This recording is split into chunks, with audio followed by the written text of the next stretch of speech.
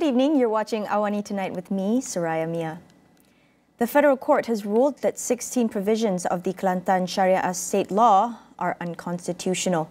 In an 8-1 majority decision, the apex court allowed the application by a mother and daughter duo who challenged 18 provisions under the Kelantan Syariah Criminal Code Enactment 2019. A 9-member federal court bench declared the 16 laws in the Kelantan Syariah Criminal Code void and invalid, as they are already covered under the federal law. These include provisions criminalizing sodomy, incest, gambling, sexual harassment, and desecrating places of worship. Chief Justice Tun Tengku Maimun Tuan Mat, who delivered the majority judgment, said the state government had no power to enact these laws as they fall under the federal list, which only Parliament has the power to make. Lawyer Nik Elin Zurina Nik Abdul Rashid and her daughter Tengku Yasmin Natasha Tengku Abdul Rahman had filed their challenge on May 2022 at the federal court via Article 4 in bracket 4 of the Federal Constitution, naming the Kelantan state government as the respondent. They argued that the power to legislate criminal matters belongs to the Parliament and that state assemblies can only enact laws related to the Islamic faith. Prime Minister Datuk Seri Anwar Ibrahim said that the government has nothing to do with the federal court's decision to annul the 16 provisions in the Kelantan Syariah Criminal Code.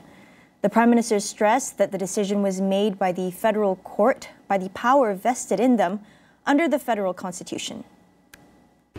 Apa yang berlaku di luar mahkamah ialah kempen mengatakan keputusan ini menentang syariah. Padahal saya dah terangkan di parlimen dan dalam kenyataan Ketua Hakim Negara hari ini dalam keputusan cukup jelas. Dia tak ada kena-mengena dengan syariah. Dia tentang kuasa negeri. Katalah Dewan Undangan Negeri bulan depan Ketua Menteri buat beberapa undang-undang baru yang bercanggah dengan kuasa negeri dan kuasa perlembagaan persekutuan. Maka boleh dirujuk dan Mahkamah Persekutuan akan dapati sekiranya bercanggah akan membatalkan. Dia tak kira tajuk apa. Tajuk apa pun. Ada kuasa persekutuan, ada kuasa negeri. Earlier, over 1,000 gathered at the federal court complex to protest in fear that the landmark decision would also threaten Sharia laws in other states. Also present was past Secretary General Datuk Seri Taqiyuddin Hassan, who slammed the court's decision, calling it a Black Friday for the country's Sharia judicial system.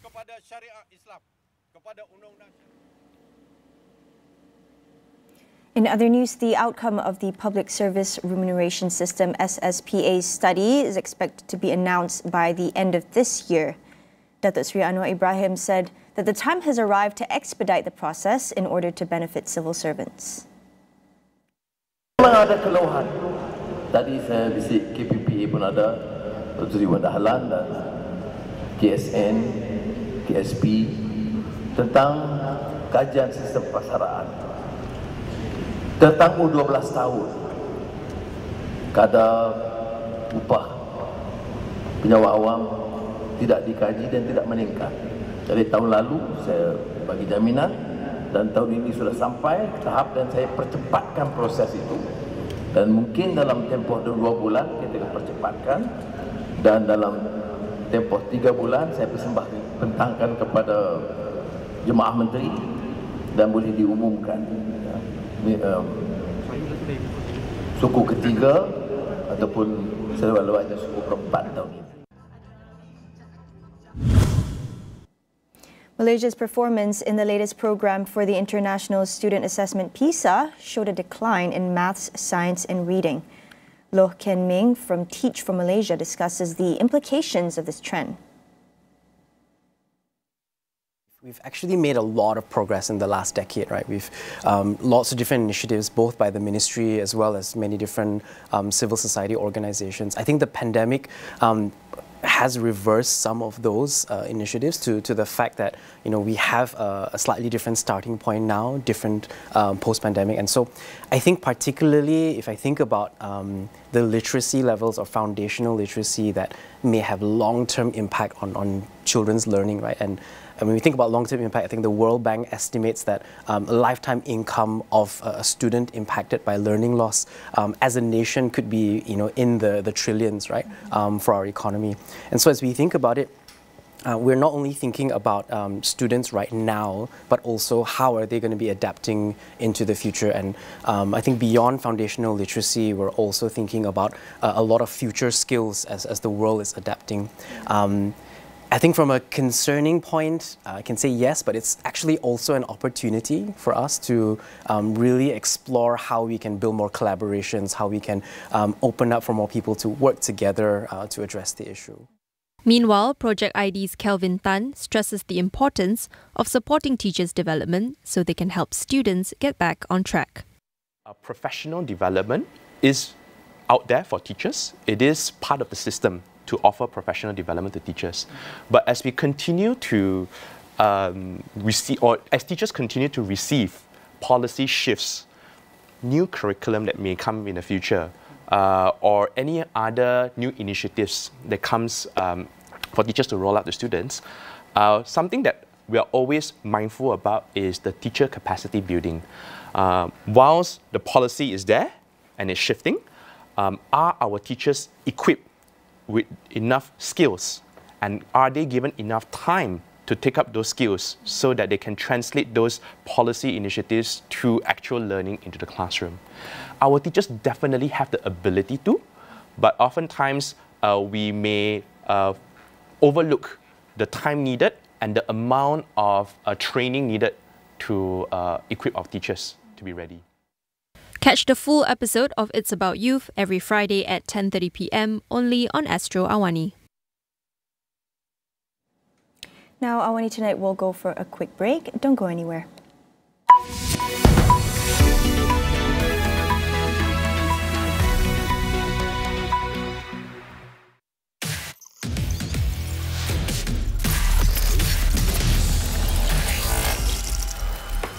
Betul semua tu. Dan lebih lagi.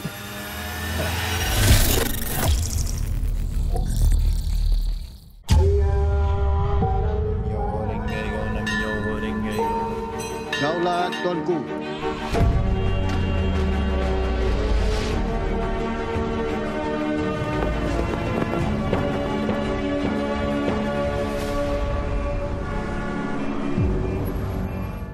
Saya manis. Bibit cinta yang mengejutkan. Awak sakit apa? Jantung. Kenapa Tuhan kejam? Prinsip yang berbeza. Saya tak ada sebab lah nak berterima kasih dekat Tuhan. Dan saya tak suka orang yang bersangka buruk dekat Tuhan. Nak rumah manis dulu kan? Kau ada jantung untuk aku tak, Jak? Belum ada ni. Aku tak nak mati, Jak. Kau nak ke tak nak? Nak tak nak apa? Jantung. Si Jantung Hati, Rabu dan Kamis di Astro dan On Demand.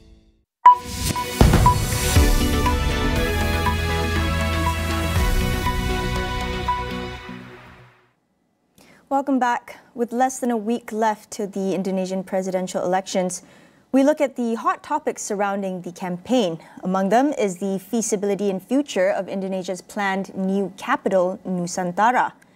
We speak to Margianta SJD, founder of Emancipate Indonesia, about the necessity of the project.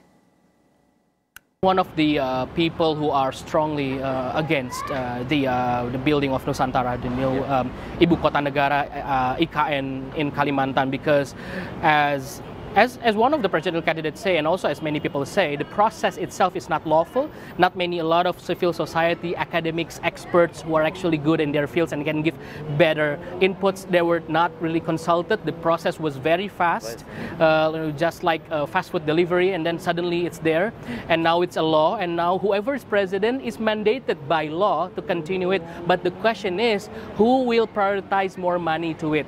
But on the other hand, Indonesia Indonesia still have so many challenges, so many needs in our economy, social, and other aspects as well in this country.